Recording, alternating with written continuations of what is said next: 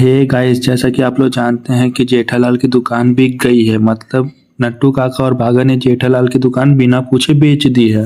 भाई इन लोग जेठालाल की दुकान में काम करते, तो भाई इन लोग को जेठालाल की दुकान बेचने का परमिशन किसने दिया? और दिया भी तो नट्टू काका और भागा दुकान कैसे बेच सकते हैं? जेठालाल दुकान का ओनर है तो नट्टू काका भागा कैसे दुकान बेच सकते हैं? तो होता ये है, शो में ये दिखाता है कि जेठालाल दुकान के काम से बहुत परेशान हो जाता है और बार बार बोलता है कि मुझे दुकान बेच देना चाहिए, बेच देना चाहिए। मतलब खटाक्स में बोलता है, चिढ़ के मारे बोलता है कि मुझे ये दुकान बेच देनी चाहिए। लेकिन जेठालाल के दुकान के दो पागल लोग उसको सीरियस ले लेते और सच में जेठालाल की दुकान बेचने के लिए ग्राहक ढूंढते रहते हैं। भाई इन लोग इतने पागल होते कि उसी दुकान में काम कर रहे, अगर वही दुकान बिक जाएगी तो लोग काम कहाँ करेंगे? इन लोग बस और कोई जॉब तो है नहीं, और कोई काम तो ये लोग जानते नहीं, तो भाई लोग दुकान कैसे बेच सकते भाई? चलो मान लिया जेठालाल गुस्से में बोल भी रहा, तो उसको समझाना छोड़ के इन लोग दुकान बेचने के लिए ग्राहक ढूंढने लग जाते। ये कौन सा बात है? और इन लोग बेच भी रहे हैं, ग्राहक मिल भी गया, तो भाई जेठालाल से एक बार बात तो करो, उससे पूछो तो। उसी की दुकान बेच रही है, उसको कितने में बेचना है, क्या प्राइस रखना, उससे पूछो तो।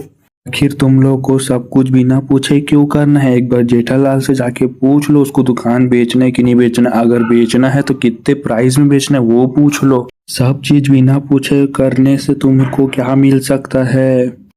और भाई इन लोग पहले जेठालाल को नहीं बताते। जब जेठालाल के दुकान का पूरा सौदा हो जाता है, वो पैसे टोकन एडवांस में दे चुका होता, तब इन लोग जेठालाल को जाके बताते कि मेरी दुकान बेच दी गई है। जेठालाल खुद शौक हो जाता है, भाई इन लोग ने दुकान बिना पूछे बेच कैसे दी करके। एक बार पूछते तो करके। और इन लोग दुकान बेचते भी किसको है? किसी सूरमा भाई को, मतलब किसी डॉन को दुकान बेचते हैं। फिर जब ये बात जेठालाल को पता चलता है, पहले तो वो बहुत उदास हो जाता है, फिर सोचता है कि अब आगे क्या करूं। वो सोसाइटी में जाता है और पूरी सोसाइटी से बातचीत करके पूछ उछ के फिर ये डिसाइड करता है कि हम लोग सूरमा भाई से मिलेंगे और उनको बताएंगे कि ऐसा ऐसा बात। तो फिर इन लोग सूरमा भाई को कॉल करते हैं, फिर वो कुछ मुहूर्त उहूर्त देखता है, फिर उसके बाद बोलता है तुम लोग रात को 12 बजे के बाद आना मिलने करके।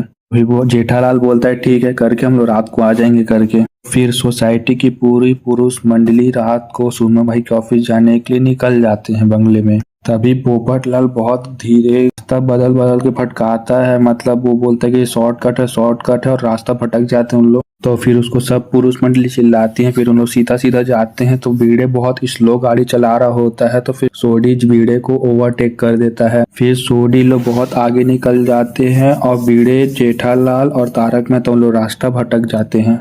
तो भाई इन लोग सबको साथ में जाना चाहिए, तो इन लोग को स्पीड गाड़ी चलाना है, सोडी को जल्दी जाना है, उसको धीरे गाड़ी नहीं चलाना है। ये सब क्या बात है भाई? लोग मान लिया भाई सोडी स्पीड चला रहा है, तुम लोग तो पीछे देखो, इतने सारे लोग पीछे बैठे हुए थे। पोपटलाल अय्यर कोई पीछे देख ही नहीं रहा है कि भीड़े लोग आ नहीं रहे हैं। फिर 3-4 किलोमीटर चल देने का इन लोग को याद आता है कि हम लोग के पीछे कोई गाड़ी आ नहीं रही, हम लोग तो इन लोग रास्ता भटक गए भीड़े लोग। भाई इतना कोई गैर जिम्मेदार कैसे हो सकता है? फिर इन लोग कॉल उल करते हैं, फिर इन लोग को रास्ता वास्ता बताते हैं, फिर इन लोग वापस जाते सोडी के पास। पर फिर भी अभी तक इन लोग को पूरा सूरमा भाई के घर तक का रास्ता पता ही नहीं है। इधर इन लोग आधे रास्ते में रुक जाते हैं और किसी से रास्ता पूछने के लिए वेट करते, तभी इन लोग को एक सफेद साड़ी में औरत खड़ी मिलती है, जिसको इन लोग भूत समझ लेते हैं और उसके पास जाने से डरते हैं। पर सोडी बोलता है जरूरी थोड़ी वो भूत है। फिर उन लोग उसके पास जाते हैं और उससे रास्ता पूछते हैं। फिर जैसे इन लोग पीछे पलटते हैं तो लड़की गायब हो जाती है। इन लोग बहुत डर जाते हैं और सोचते हैं वो लड़की के बताए रास्ते पर जाना चाहिए कि नहीं जाना चाहिए, पर इन लोग के पास कोई और ऑप्शन नहीं होता है, तो इन लोग उसी रास्ते में चले जाते हैं। और सूरमा भाई